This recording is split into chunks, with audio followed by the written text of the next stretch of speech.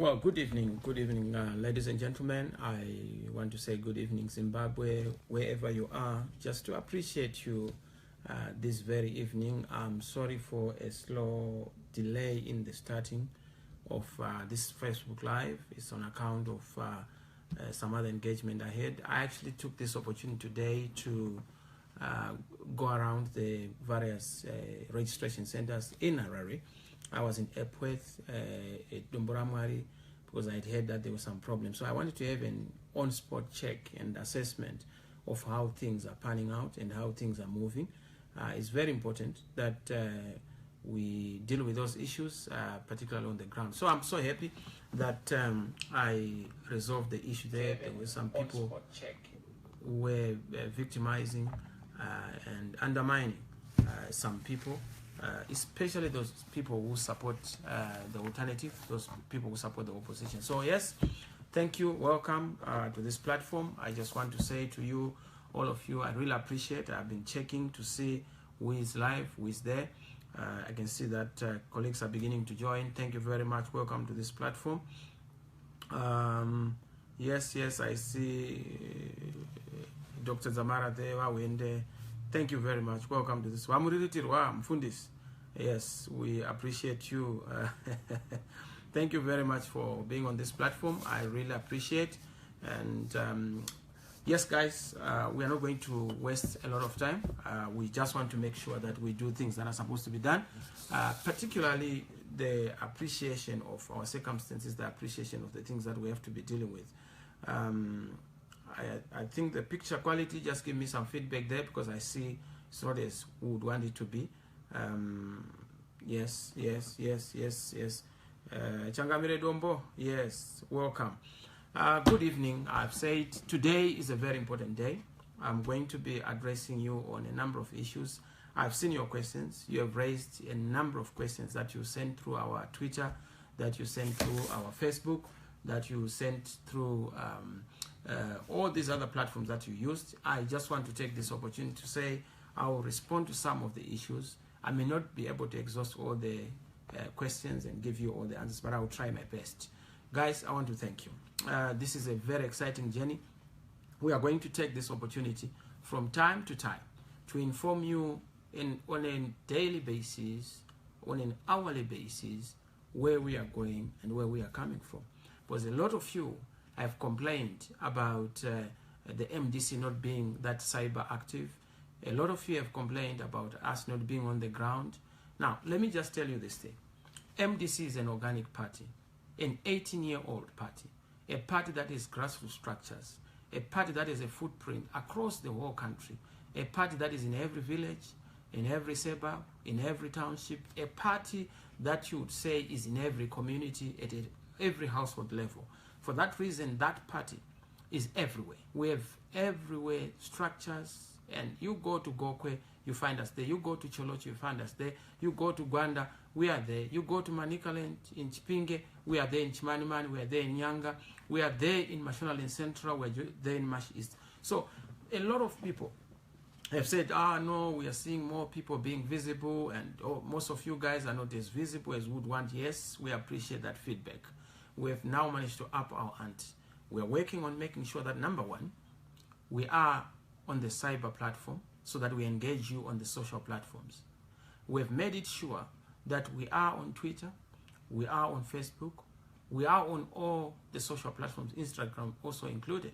We have also gone a step further and to make sure that we update our website almost on a daily basis.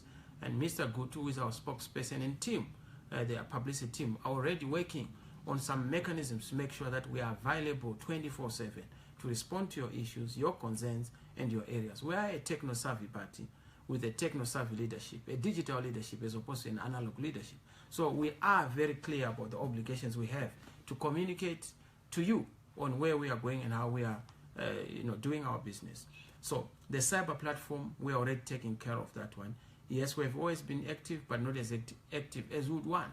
And this is where we've responded through this mechanism. Number two, we are also subterraneanly available through our retail politics underground, making sure that we are on the ground talking to people, engaging grassroots through our door-to-door programs, our Chakachaya program, which is basically a campaign. We are saying we need to meet heart to heart, person to person, house to house, talk to you, village to village, farm to farm.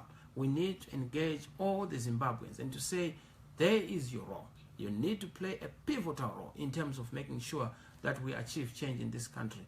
Like I've always said, I want to shock you. A very interesting thing that I have discovered as I moved around to encourage people to register to vote. Most people are actually not bothering to register to vote. Most people actually think that, no, the election is rigged. Why should we bother?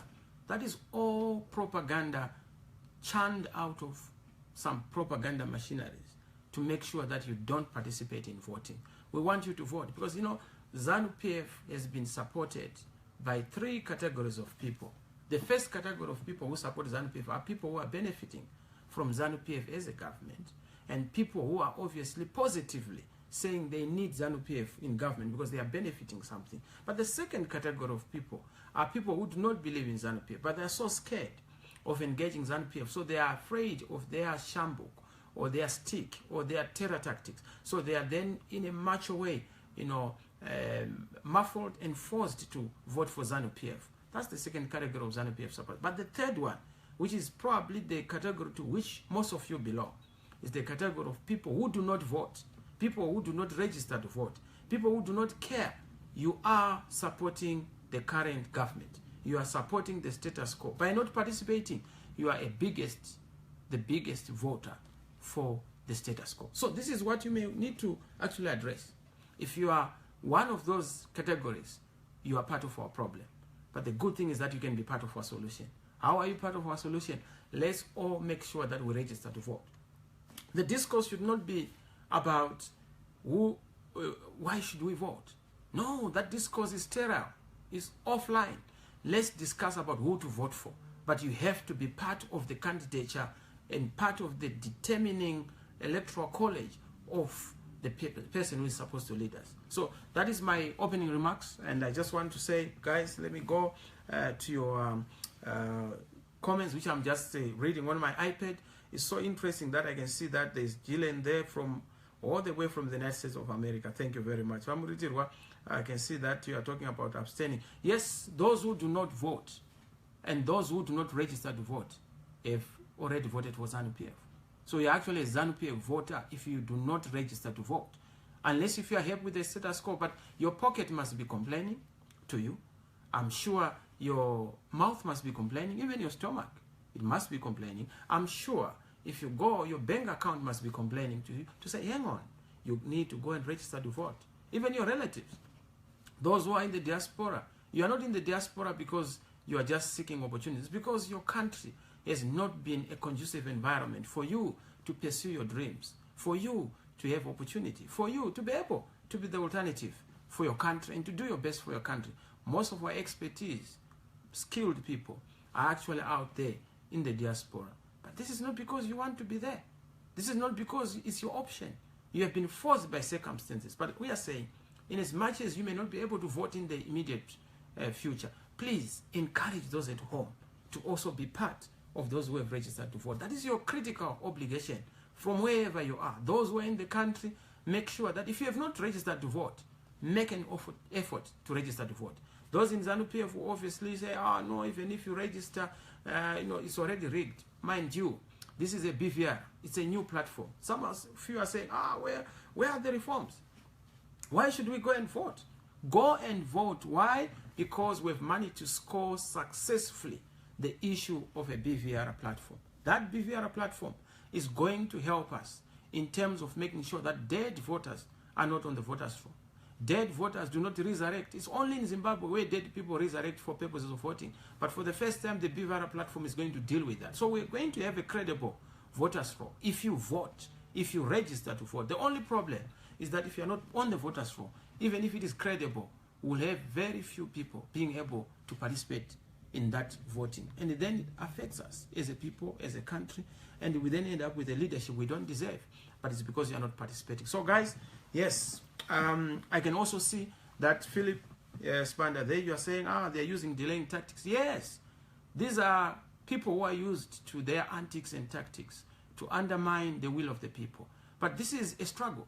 It's a struggle. We have to make sure that we demand what is rightfully ours. According to the Constitution, in terms of Section 67, subsection 3, people are supposed to, by right, be registered as voters. But you can see the impediments, obstacles planted along the way by our own government to make sure that we do not participate in voting. But we must go against that and then take it as a struggle, as an action point, as an obligation and duty as citizens to say, come what may, we are going to register to vote. So my talk today, if you are to talk about the solution in 2018, the key solution is don't be part of those who vote for ZANU-PF by not registering to vote.